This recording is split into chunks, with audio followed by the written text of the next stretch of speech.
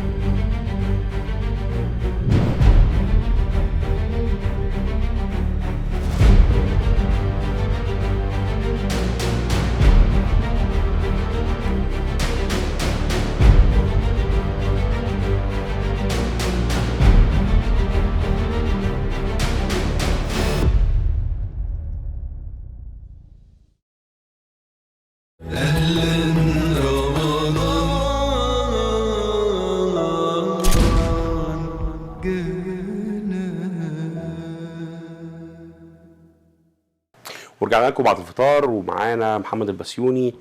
محمد كل سنه وانت طيب، شرفتني النهارده ونورتني. طيب. اخبار الفطار ايه؟ 10 على 10.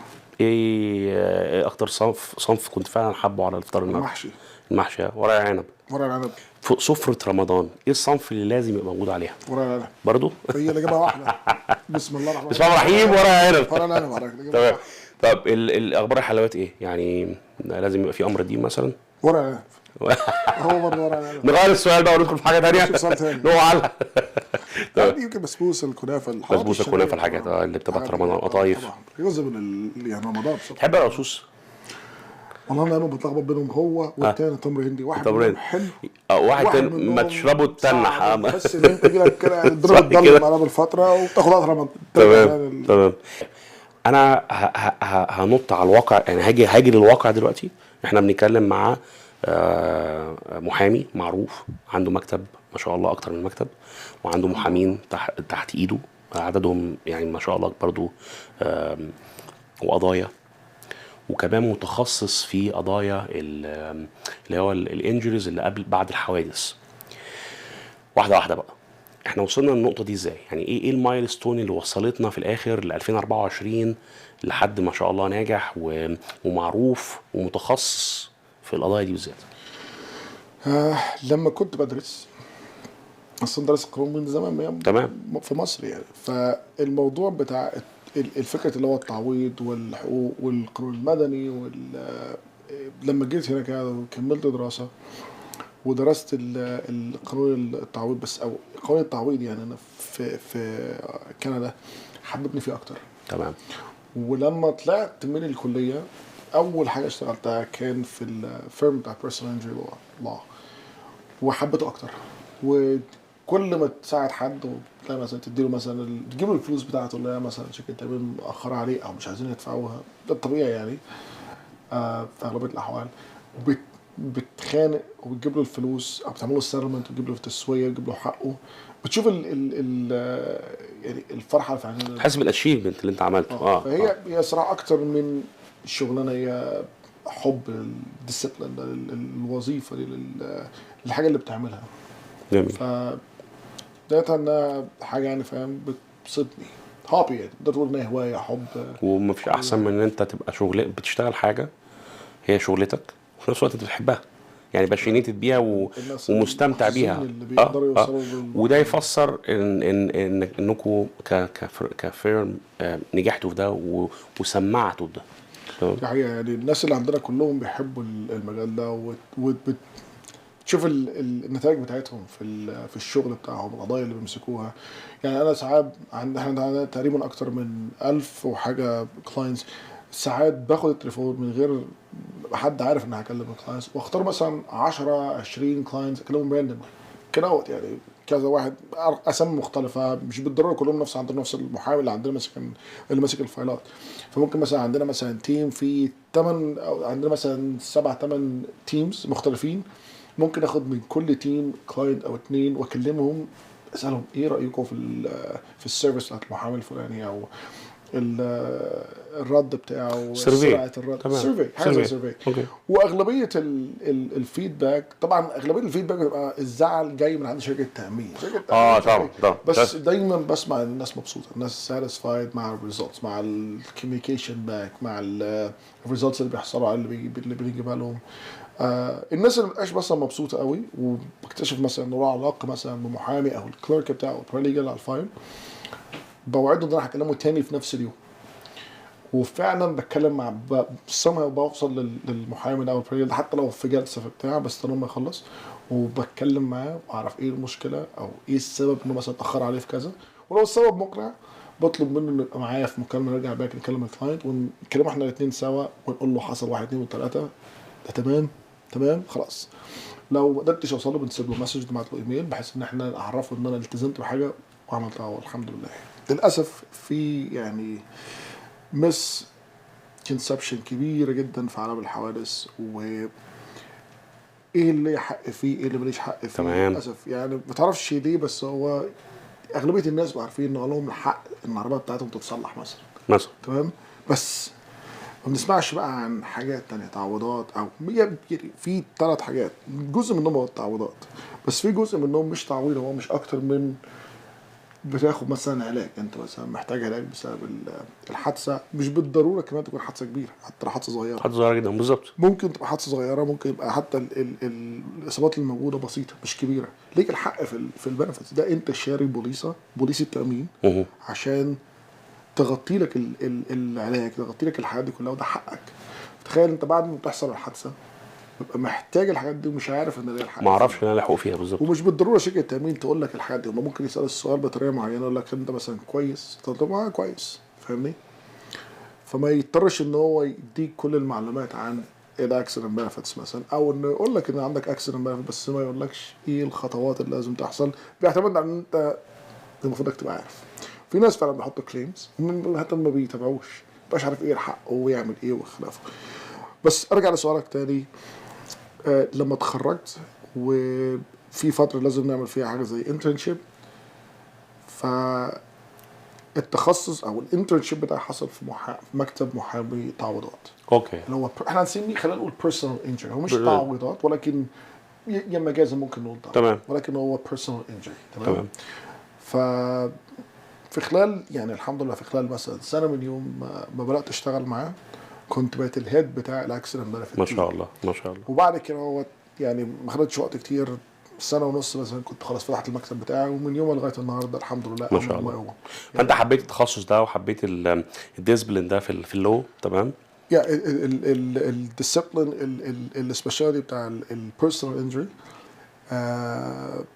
حاجه مش بس هوايه، مش بس حبه هوايه بالنسبه لي، اوكي. انك تلاقي ناس انت باشينيتد ان انت تجيب للناس بالظبط. حقها، وانك تعرف الناس حقوقها. يعني انت حضرتك جاوبتني على السؤال اللي كنت اساله، اللي هو ايه بقى؟ هو انا ليه اروح ليه اصلا لمحامي بعد الحادثه؟ عارف انا ساعات بحس بايه كمان؟ بعض الناس يقول لك إيه، يا عم ان شاء الله ما يحصلش حادثه. طب والحادثه بتحصل في لحظه، يعني انت بتبقى ماشي كويس جدا جدا، والحادثه ممكن تحصل بسبب ممكن مش بسبب خالص، حد مثلا بيتعلم سواقه جديد، حد مش واخد باله، حد الشمس ضربت في عينه مثلا، تمام، في انترسكشن، ولكن الحادثه بتحصل وانت ما تبقاش عارف اللي المفروض تعمله ايه. دي حقيقه. فبعد الشر طبعا على المستمعين ومشاهدين وعننا يعني، بس انت هتبوظ لنا الشغل لا ولا يهمك ولا يهمك. فمثلا انا ماشي وحد خبط فيا، انا مثلا معلوماتي في الموضوع ده، ما دام خبطني من ورا فهو الغلطان، صح كده؟ مش شرط. عاده بس في اكسبشنز. طبعا. يعني هكلمك على نقطه مين اللي بيحدد مين الغلطان. تمام. اجان في مسكونسبشن، في اعتقاد خاطئ ان اللي بيحدد مين الغلطان هو البوليس. اوكي. بس ده مش حقيقي. تمام. البوليس شغلته انه يقول لك في حاجه اسمها هاي واي ترافيك اكت، ده قانون المرور. تمام. الضابط لما بعد الحادثه او حتى بغض النظر عن الحادثه، شغلته انه يقول لك انت مثلا عملت فايوليشن للترافيك اكت، في مثلا اشاره ما وقفتش في الاشاره، ما وقفتش في الاشاره ما مثلا. وقفتش تمام. فيها، تمام. كلمه كيرلس درايفنج، فبيديك تيكت. تمام. بيديك مخالفه. التيكت ده او المخالفه دي بتقول ان انت خالفت السكشن ده، ليك الحق انك تروح تديسبيوتد او تدفعها وتدمرد.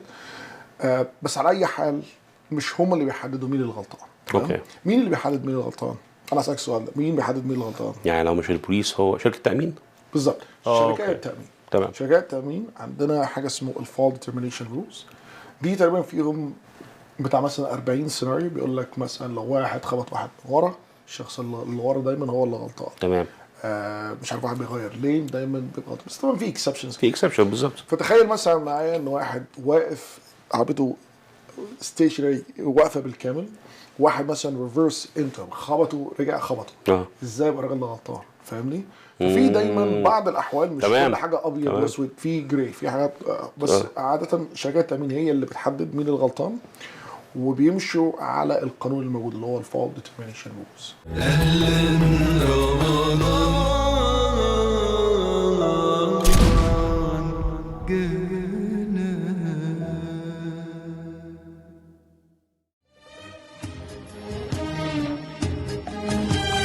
كلمة حلوة وكلمتين حلوة يا بلدي، غنوة حلوة وغنوتين حلوة يا بلدي، أملي دايما كان يا بلدي إني أرجع لك يا بلدي.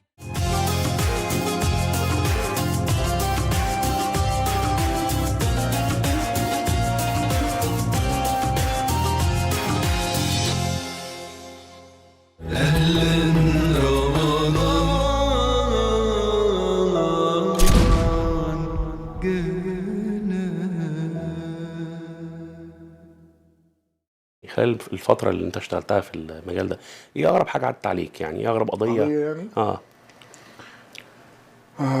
كان عندنا قضية او كانت لنا قضية، هو كلاينت، يعني القضية بنشوف زيها كتير. كان عندنا كلاينت في لندن. اوكي. والكلاينت كان عمل حادثة ما هياش كبيرة قوي، بس سبت له اصابات، وهنتكلم هقول لك ليه دايما الواحد لازم يقدم على البنفيت وياخد العلاج عشان الموضوع ما يزدادش سوء. هو الراجل ده عمل حادثه، طبعا من غير ذكر اسامي، عمل حادثه وراح لمحامي بالفعل، والمحامي اشتغل على الفايل، وبعد فتره من الزمن تقريبا سنتين او حاجه زي كده، شركه التامين، انت بعد السنه بصفه عامه في الاكسيدنت ميثود، فيري سبيسيفيك اكسيدنت ميثود، بعد السنه من الحادثه تقدر تعمل سيتلمنت تسويه. حضرتك هتروح لحالك، شركه التامين هتروح لحالها، وحاجه زي طلاق كده، لا انت ترجع عليا ولا ارجع عليك وخلاص. تمام، عشان تمام نظير مبلغ معين بيدفعوه اي مكان حسب طبعا القضيه، وبيبقى ده الفورم فاينل ريليس. خلاص لا انت تروحوا عليا تطلب مني بنفيتس تاني، ولا انا هقول لك عملت ايه بالفلوس دي. تمام. عرضوا على المحامي مبلغ من تقريبا كان $100,000. واو. وده مبلغ مش قليل في الاكسيدنت.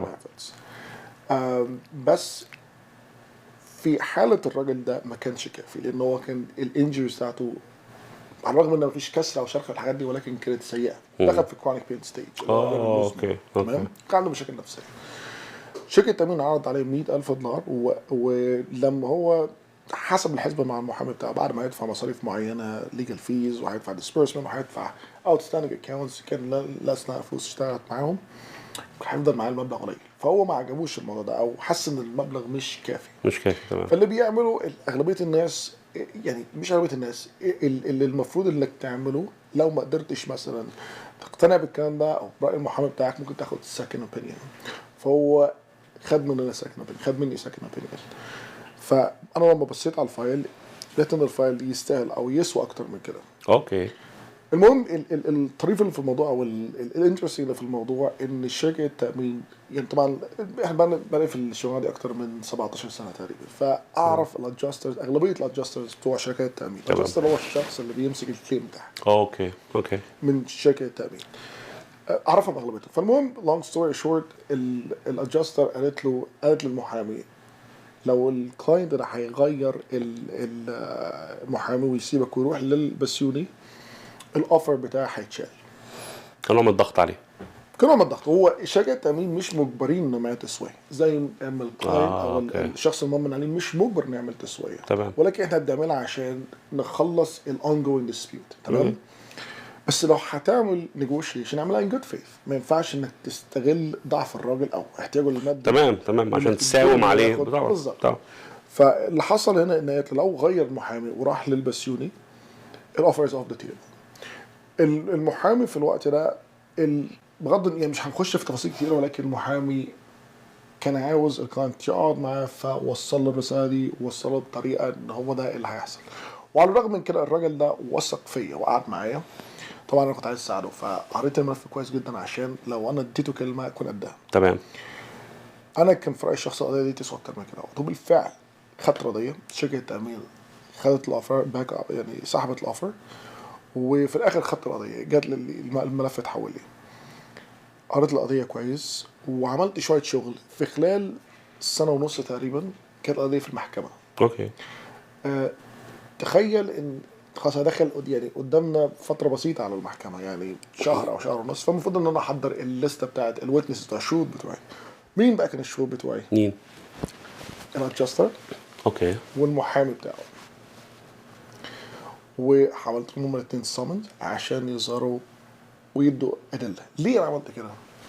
طبعا انا كانت قضيه اوريدي بنيتها، والراجل ما شاء الله في الوقت ده قدرت اجيب له بنفيتس اكتر. يعني دفع له الفلوس، كل الفلوس اللي كانت متعطله تقريبا وصلت في حدود مثلا 50 ل 70 الف دولار، ولسه ما عملناش تسويه. اوكي. ولكن عشان اثبت سوء نيه شركه التامين اوكي حطيت الاثنين دول على الثمن عشان اجيبهم عند المحكمه، وفي الاخر عملت تسويه 700 حاجه و70 الف دولار. واو. ده في خلال مثلا من 100,000 ل 750,000 في خلال مثلا سنه ونص. الموضوع مش سحر عشان تبقى فاهم. طبعا مش سحر. طبعا مش راجل حاوي، مش هطلع لك مثلا ارنب من ودني او بيضه مثلا.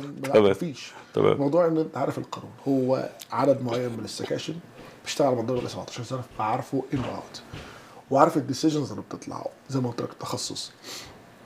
ففي سكاشن معينه في القانون مش بالضروره كل المحامين، طبعا كل المحامين كويسين، كل المحامين عارفين هو بيعملوا كويس جدا، ولكن ممكن ما ياخدش باله. ممكن مثلا حاجه تعدي عليه، حاجه معينه انت تعملها هو ما يعملهاش، ما خدش باله منها. وكان بالفعل في القضيه دي، تخيل مثلا في القضيه دي السبب اللي علّى رقم كبير جدا ان هو كان بيشتغل كاش قبل هو كان بيشتغل كاش درايفنج انستراكتور اللي هو مش غلطان.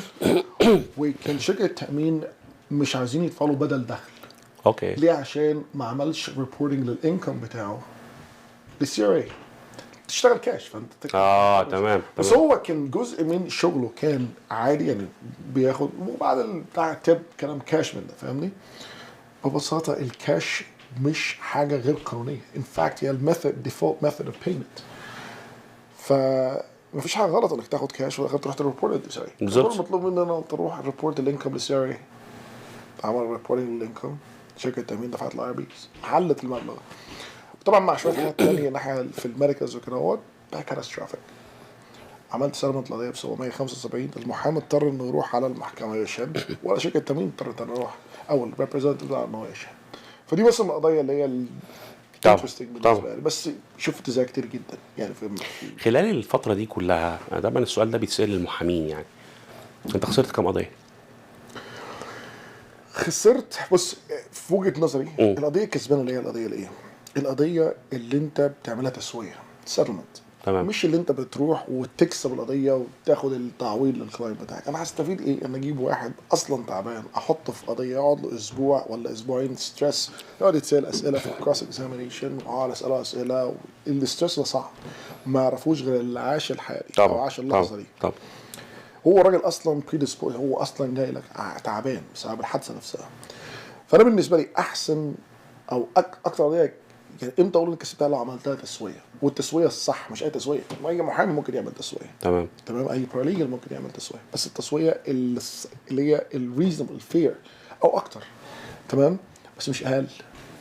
فطبعا اغلبيه القضايا بتعملهم تسويه، اغلبيتهم يعني بنسبه 90% مثلا. اوكي. امتى تسمع عن قضيه خسرتها؟ يعني ايه قضيه خسرتها؟ بالظبط. اللي ما عملتهاش تسويه. يعني حتى لو رحت، وده بيحصل، احنا ممكن نروح للمحكمه والقضيه القاضي او الجوديكير اللي هو الشخص اللي بيحكم ما يقتنعش بالقضيه بتاعتنا لاي ما كان السبب. مثلا ما صدقش الكلاينت مثلا ما كانش عنده ادله كافيه، ما كانش بيروح الدكتور بتاعه كتير، ايا ما كانت القصه. فلو حكم مش في صالحه، في صالح شركه التامين، في وجهه نظري لسه ما خسرناش. ليه؟ لان القضيه لسه مفتوحه. عشان خسرت جوله مش معناه انك تقدر ترجع تاني. تمام ترجع تاني وفي الاخر بيعمل تسويه، اللي هو الاستئناف يعني زي عندنا في مصر كده. بس في الاخر بتعمل تسويه اللي هو في الاخر المكسب. ولكن في بعض القضايا يعني اكيد رحنا فيها المحكمه وخسرنا وبعد كده ما قدرناش نعمل تسويه. هل بتحصل؟ يس، لعلمك عشان ابقى فاهم، مش كل القضايا اللي بتخسر دي فعلا حقيقي يعني انها خسرت. القضيه اللي بتروح للمحكمه في وجهه نظري بتروح بسبب حاجه من اتنين: هي القضيه صعبه جدا ومحدش عاوز اصلا ياخدها لان هي مليانه مشاكل، وتاخدها للمحكمه وانت اللي هو في الاخر اللي بيحكم هو بني ادم، اكيد يعني هيسمع الشهود، هيسمع الادله ويقتنع يا لا. لو ما اقتنعش خلاص بالظبط. انت تعمل كل اللي عليك، تحط كل حاجه، ما اقتنعش خلاص بتحاول انك بعد كده بتحاول تعملها استئناف لو في غلطه، بس لو ما فيش خلاص الموضوع خلص. ففي عندنا قضايا زي كده اهوت خدناها لان كانت القضيه صعبه جدا وما قدرتش انك تعملها تسويه ودخلت على المحكمه وخسرتها، تمام. دي قضيه خسرانه منهم كتير. طبعا اغلبيه القضايا زي ما قلت لك 90% بتعملهم سيتلمنت، والسيتلمنت ريزونبل او اكتر من ريزونبل. سيتلمنت يعني الاثنين متراضين يعني وين يعني وين بالظبط. دايما بقول السيتلمنت الناجح اللي هو بتمشي الطرفين فيه مبسوطين او والاثنين فيه زعلانين. يعني الكلاينت دايما بيبقى عاوز اكتر حاجه، يقول لك انا هقعد اعمل حادثه، وشركه التامين عايز تدفع اقل حاجه، وشركه التامين مش عايز تدفع اصلا تمام. فانت الاثنين ماشيين زعلانين ان هو ما خدش المليون وهم ما دفعوش واضطروا يدفعوا. تمام. ايه الفرق بين البارا ليجال والمحامي؟ في 2008 عندنا حاجه اسمها نقابه المحامين، هي مجاز ولكن بس هي مش نقابه المحامين، اسمها الله سوسايتي، المجتمع القانوني اللي هم النقابه، تمام. في 2008 قرروا ان هم يريجوليت بروفيشن تاني اسمها الباراليجل. ايه الباراليجل؟ هو المحامي الاختصاص بتاعه، السكوب بتاعه واسع، اقدر اعمل اي حاجه، اي اريا في القانون، كريمنال، كونستيتيوشنال، بيرسونال انجري، اي حاجه في القانون ممكن تخيلها يقدر يعملها. زي حلقة انا مثلا اقدر اعمل اي حاجه، اقدر اروح قدام اي محكمه من المحاكم الموجوده. انا رحت في كل المحاكم الموجوده في اونتاريو، اعلى واحده كان اسمها الاونتاريو كورت اوف ابيل، دي في البروفنس بتاعتنا، في المقاطعه بتاعتنا. في اكبر محكمه موجوده في كندا اسمها السوبريم كورت اوف كندا، دي اللي بعدها على طول. دي انا ما رحتهاش، الناس قليلين جدا اللي هم يعني قضايا كبيره جدا اللي بتروح، ولكن انا رحت الاونتاريو كورت اوف ابيل وكنت ناجح فيها، ورحت اللي قبلها واللي قبلها. الباراليجلز هم حاجه اشبه بالمحامي، الاختصاص بتاعه يعني عنده القدره انه يحضر او تحضر الترايبيونالز، الدوائر لو صح التعبير يعني. الترايبيونالز، بعض المحاكم اللي هي الكورت سمول كليمز كورت، يقدر يهاندل كليمز معينه، الWSIB الاكسيدنت بنفيتس، كذا حاجه. كذا ممكن نعتبره مساعد محامي؟ لا مش مساعد محامي. اوكي. هو بيقوم ببعض الادوار بس مش ليميتد يعني. هو يعني عشان نحطها في الاطار الصح، هو شبه المحامي في حاجات معينه، بس أوكي. عنده ليميتيشنز. ما بيقدرش مثلا ما يقدرش يروح المحاكم، ما يقدرش يروح أوكي. مثلا ديفيجنال كورت، السوبريم كورت، الانترنال كورت اوف ابيل، ما يقدرش، تمام. خارج عن الاختصاص بتاعه. ما يقدرش مثلا انه يروح على او يمسك بعض الكليمز. مثلا نرجع للحوادث عندنا، تمام. الاكسيدنت بنفيت كليمز، الكليم نفسه هنتكلم عليه، هو كليم تقدر الباراليجال يقدر يمسكه، ولكن في ليميتس معينه عنده. لو مثلا الموضوع بقى كارستروفيك، وده حاجه متخصص فيها الكارستروفيك، ده اكتر حاجه انا بشتغل عندها في المكتب، اللي هو هيد الديبارتمنت ده. هو ما يقدرش يمسكوه، ما يقدر يعني الليميت بتاعه اللوسس على النقابه، السكوب بتاعك محدود في الحاجات 1 2 3 4. المحامي يقدر يعمل كل حاجه، تمام. يعني اعرف باراليجالز كتير جدا بيبعتوا لنا بزنس او بيبعتوا لنا فايلات، لما اوصل عند حد معين يقول لك خلاص انا مش هقدر هاندل ده، من فضلك ساعدني فيه، تمام. ده الفرق اللي بينهم. ولكن الاثنين عندهم مثلا تراست اكونت. يعني تراست اكونت، والسبب يعني من ضمن المشاكل اللي كانت موجوده زمان ان كان ممكن بعض الناس يمسكوا قضايا الكلاينتس، ولما يعمل سيتلمنت يمضي الورق بالنيابه عنه اي حاجه وياخد الفلوس. اسمع على القضايا مثلا كانوا بياخدوا الفلوس ويطلعوا بيها يعملوا جامبلينج مثلا في ناجرا. فقال لك احنا هنعمل الباراليجال ده ليه؟ عشان اولا الكلفه او الاجر بتاعه اقل من المحامين. بالظبط، انا اعرف كده. اجر اقل من المحامين. يعني مثلا المحامي ممكن مثلا $800 في الساعه، الباراليجال 100 200 300 اي مكان اقل طبعا من اللويرز في الاجر، ولكن بيبقى عندهم الاكسبيرينس او الهاندز اون اكسبيرينس في المجال معين. يعني انا اعرف ناس شاطرين جدا في الاكسيدنت بنفيتس بس عشان تخصص فيها، بس المشكله بتفضل دايما تقابله فين؟ ان هو عنده سقف معين بالظبط ما يقدرش او عليه. مثلا في قضايا تانية مش عارف في الدبليو اس اي بي مثلا عنده ليميتيشن معين، ما يقدرش يروح مثلا الديفيجنال كورت او الفيدرال كورت مثلا، فاهمني؟ تمام. بس الاثنين عندهم تراست اكونت. يعني احنا عندنا تراست اكونت والباراليجلز عندهم تراست اكونت. الباراليجلز بياخدوا الفلوس. ايه التراست اكونت ده؟ اللي هو لما تعمل مثلا تسويه بتاخد فلوس من الكلاينت بتاعك للكلاينت بتاعك بتحطها في التراست اكونت. فالله الصعيدي دايما عينيها على الكلام ده. تمام. وعندنا تمام. كل شهر لازم نقول ان احنا استلمنا المبلغ الفلاني وعملنا ريكونسيليشن، حاجات كتير جدا عشان يضمنوا ان الناس حقوقها محفوظه.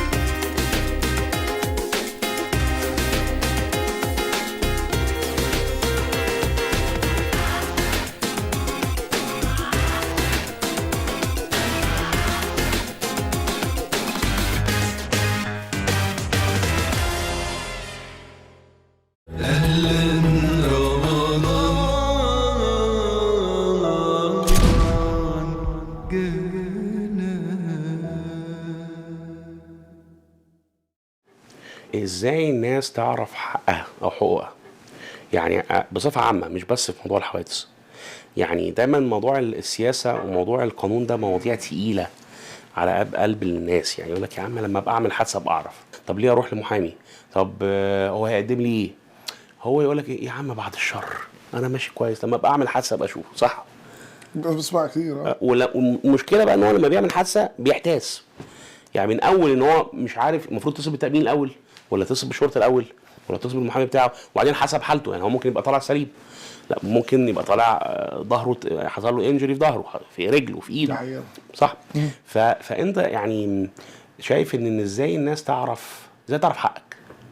هو يعني ما ينفعش تمسك حد تجبره انه يعرف حقه. تمام.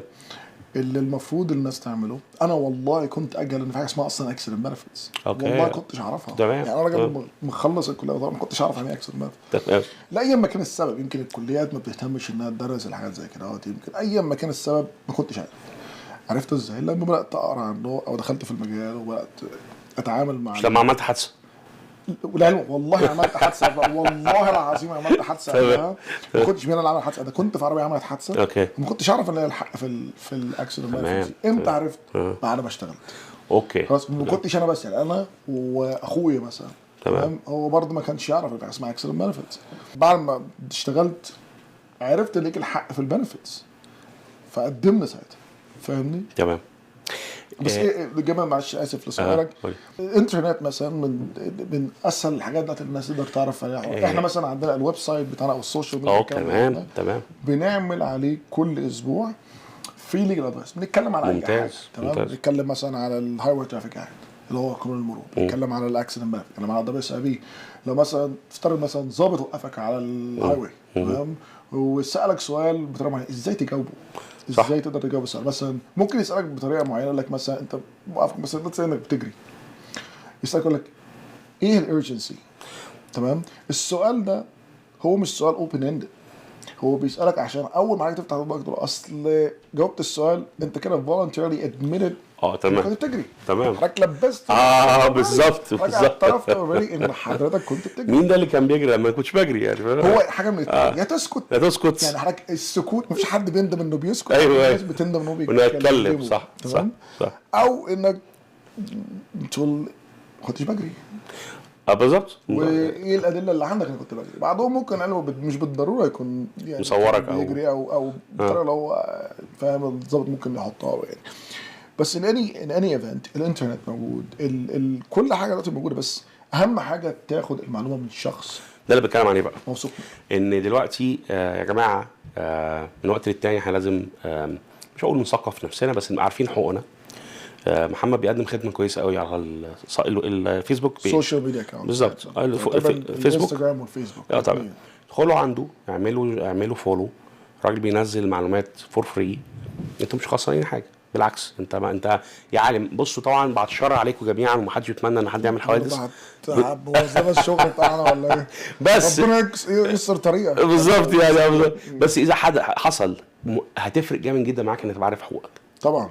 وبعدين هو انا عاجبني جدا في محمد البسيوني ان هو بيعمل ده عشان فعلا يوعي الناس، يعرف حقك، يعرف انت المفروض تعمل ايه، عشان هي ما بتحصلش كل يوم، بس يمكن لما تحصل مره واحده في عمرك تغير لك حياتك كلها. يجي لك لا سمح الله اصابه ما تعرفش حقك، فتفضل طول عمرك بحاجه مزمنه مثلا. صح كده؟ الناس كثيره جدا للاسف ما كانوش يعرفوا حقوقهم. حقوقك زي ايه؟ يعني الحاجات البيزك، بنتكلم عن البيزك. يقول لك والله انا خايف اقدم عشان الانشورنس ده ما يزيدش. مثلا مش هيزيد. مش هيزيد. ما تخافش من هيزيد في احوال معينه. لو مثلا غلطان، طب ما هو هيزيد يعني، ما هو هيزيد تاخد حقك بقى. يعني انت يعني هيبقى زاد وما خدش حقك كمان. بالظبط. يعني في ممكن واحد يقول لك لا انا خايف ان هو يزيد، يقول لك مثلا اصل هيشيلوا هيقطعوا التليفون عليا مثلا. بس ما خدش تليفون، هياخدوا العده. هياخدوا العده. فاهمني؟ انا ما عنديش عده اصلا. يعني تمام. فاهم؟ تمام. هو قلعها فعلا.